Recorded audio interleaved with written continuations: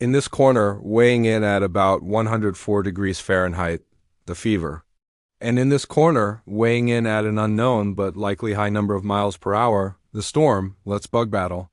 Bug battle, beginning. The first round is going to be wind. The storm definitely has this one in the bag. It does have a few tricks up its sleeve, or should I say up its funnel cloud. First, it's got straight-up winds, which can literally blow your whole house down. Then there are the rotational winds, which even if they don't blow your house down, can still make it feel like your house is spinning around. Throw in some horizontal winds and you might end up with what's called a tornado, which is basically nature's way of saying, I'm gonna suck and twist all the stuff out of your house. So yeah, the storm wins round one by a knockout. But how will the storm fare against the fever's second round attack, Aches? See, when it comes to fighting the flu, rest is one of your best weapons. And the best way to get some good quality rest is to go to sleep. But sleeping when you've got the flu is no walk in the park. That's because the fever has a nasty habit of making your entire body feel like it's on fire. Even worse, it also makes your head feel like it's filled with rocks. So good luck trying to fall asleep with that kind of discomfort.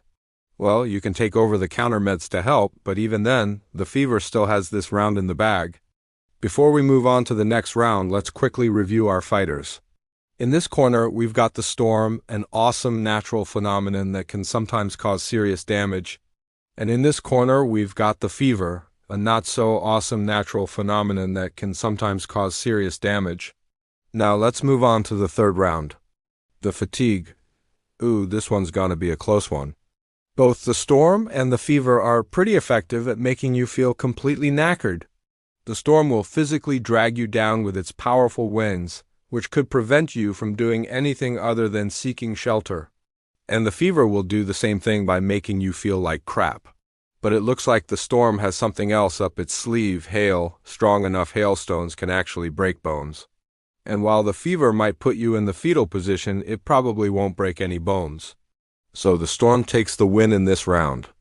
But the fever might just turn things around with its next attack, nausea. You see, the storm doesn't really have much going for it besides wind. Sure, it might also dump a bunch of rain on your head, but that's really not that bad. And really, it's not even that annoying. Like, yeah, you get wet, but then you can dry off. But the fever is just gross.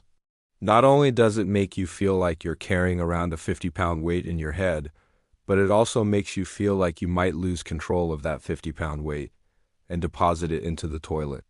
Plus, it makes everything you eat taste like cardboard, except for maybe some of the things that don't normally taste good, like ranch dressing. Suddenly, that sounds amazing. So it looks like the fever takes the fourth round by a technical knockout. Now it's time for the penultimate round, diarrhea. And oh my gosh, things are getting real ugly here. The storm can cause flash floods, destroying everything in its path and washing people away. The fever can't do that. In fact, the only way the fever is going to make you lose control of your bowels is in the form of explosive diarrhea. Hey, it happens. There's no contest here. The storm clearly wins this round. So going into the final round, the storm is ahead 3-2. The final round is going to be chills. This one's gonna be another close one. Both the storm and the fever know how to give you the shivers. Literally, the storm can cause hypothermia when it drops the temperature so low that your body starts shutting down.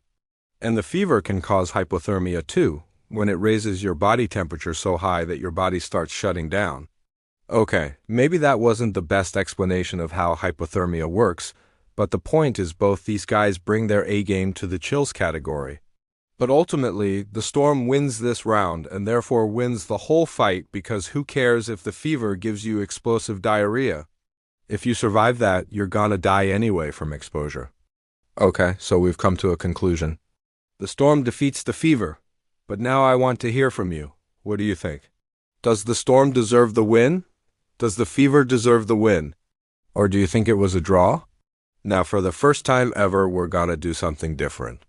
We're gonna allow the audience to vote on whether the winner of this episode should be determined by the judges' scorecards or by popular vote in the comments. If you vote popular vote, then the winner of this episode will be determined by the most popular comment. I'll explain more about how that's gonna work in the next video. But for now, just leave a comment voting either popular vote or judge's decision. And if you didn't already do so, please hit that subscribe button.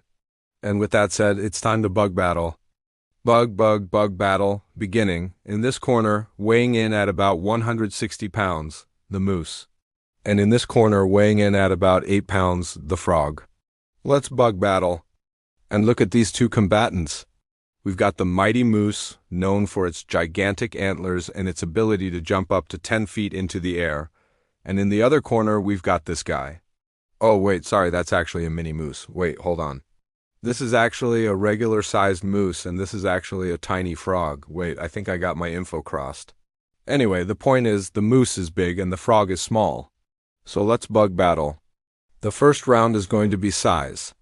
Moose, you're a big lug and frogs are pretty small. So, yeah, this one goes to the moose, but frogs do have one major advantage over moose. They can breathe underwater. Unfortunately for the moose, it cannot. However, the moose does have one major advantage over the frog. It can run up to 35 miles per hour, and frogs can only travel about 10 miles per hour. So this round is going to go to the moose. But this could get interesting in the next round, camouflage. See, frogs are usually green or brown, which allows them to blend in with plants. And moose are usually brown, which allows them to blend in with trees. But the frog has an ace up its sleeve. Some frogs are actually red, which allows them to blend in with berries, which means that if a predator tries eating them, the predator will eat a bunch of berries and feel sick. But the moose doesn't have any tricks up its sleeve. It's just brown. So this round goes to the frog. But the moose might take the next round, senses. You see, while frogs do have excellent hearing, they have terrible eyesight. In fact, some frogs can't see at all. Moose, on the other hand, have excellent eyesight, which is essential for spotting predators, especially since their sense of smell isn't very good. So the moose takes the win in this round. But the frog may have something to say about the next round, weapons. Frogs don't really have any weapons. They have those cool, sticky tongues, but they don't really use them to attack. They use them to catch food.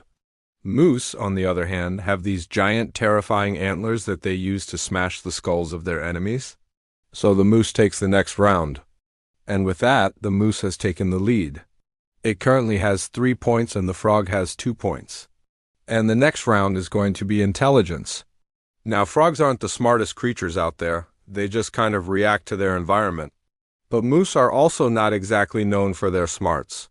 I mean, just look at them. So I'm going to call this one a draw. And with that, the frog is back in the fight. It currently has 3 points and the moose has 4 points. The next round is strength. Now, moose are stronger than frogs, but frogs are surprisingly strong for their size. Like this little guy here can lift almost double his body weight. But compared to the moose, he's still pretty weak. So the moose takes this round, and with that it's taken the lead 5-3. The next round is speed. Now, frogs are actually pretty fast for short bursts. They can swim up to 20 miles per hour. But moose can run up to 35 miles per hour. So the moose takes this round, and with that it's taken the lead 6-3. The next round is fighting skill. Now, moose are pretty good at fighting other animals for their territory and for their ladies, but frogs just kind of sit on lily pads all day and are generally non-confrontational unless you try poking them in the eye, in which case they will kick your butt. So this round goes to the moose. And with that, the moose has secured its victory. It currently has 7 points and the frog has 3 points. With the next round being endurance, the frog just doesn't have the endurance of the moose. Like the moose can keep running for hours on end, whereas the frog is just going to get tired and sit down on a lily pad and take a nap. So the moose takes this round, and with that, it ends the match with a score of 8-3. And with that, the moose defeats the frog. But now I want to hear from you. What do you think? Does the moose deserve the win? Does the frog deserve the win? Or do you think it was a draw? Now, for the first time ever, we're going to do something different. We're going to allow the audience to vote on whether the winner of this episode should be determined by the judges' scorecards or by popular vote in the comments. If you vote popular vote, then the winner of this episode will be determined by the most popular comment. I'll explain more about how that's going to work in the next video. But for now, just leave a comment voting either popular vote or judge's decision. And if you didn't already do so, please hit that subscribe button.